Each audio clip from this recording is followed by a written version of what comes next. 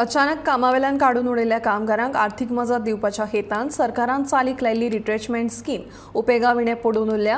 ह्या येवजणे खातीर सरकारान दिल्ले 6 कोटी रुपया लेगीत उपेगाविणे तशेंच पडून उरिल्ल्यान ज्या कामगारांक ते मेळपाक जाय आशिल्ले तांकां लेगीत ते मेळूंक नात। हे खातीर सरकारान आतां ही येवजण परत वेगान चालीक लावपाक नवी समिती नेमल्या, अशी माहिती कामगार मंत्री बाबूश मोन्सेरात हांणी दिल्या।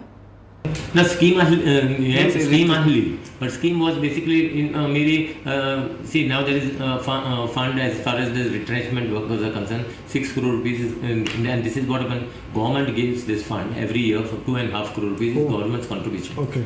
Yeah. So government basically has asked the question, because if 6 crore rupees is there with you, so that means the scheme basically is not working or you're not utilizing the fund.